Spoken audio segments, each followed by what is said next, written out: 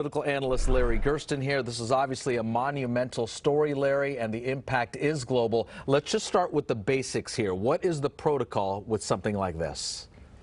Well, first off, assuming the president can carry out his duties without any problems, everything goes on as scheduled. He has a complete communication center there as well as a complete virtual hospital in the White House. So he can be attended, he can carry out his duties. I'm sure he'll be working in concert with the vice president. What we don't know is to what extent the president will be impaired. We all know that COVID-19 can be anything from very minor, you hardly know you have it, to something so severe that you're impaired and you can't do anything. This is what we don't know, and we won't know it until we actually see the president. We don't know when we're going to see the president.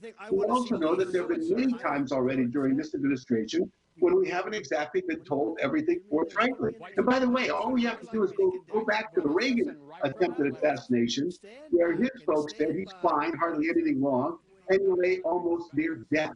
So until we get some communication and see the president in one way or another, we're going to be in the dark, and we're going to have to wait and see how this unfolds. We'll see how the president is in terms of when he'll make a public appearance here, at least on camera.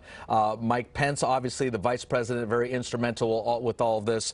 In terms of Joe Biden now, we hate to bring up politics in this, but we are about 30 days away from Election Day. What is his role here in terms of campaigning in the election?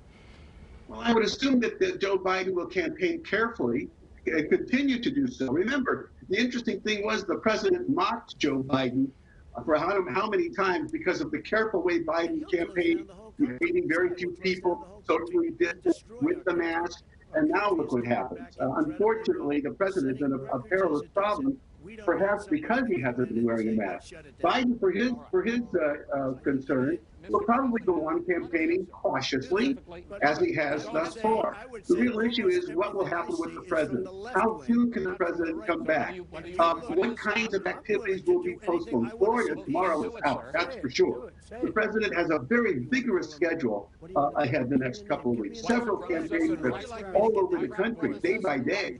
And we have to assume that at least for the next few days, that none of that will take place. Now one other thing. The president tested positive with the Abbott test. He tested positive with another test. No doubt the president will be tested again tomorrow, perhaps a couple or three times, to make sure that that positive test is there, assuming the president is in good health, or at least feels like he's in good health. So there's so many uncertainties here. We all know right now, though, the government will go on. The markets are sketchy, of course, as they always are in situations like this. The government will go on. And until we hear further, we must assume that the various activities associated with the government will continue in play. Oh, okay, Larry, thanks for your insight on this breaking news story. We, of course, will be following it through the night and into tomorrow.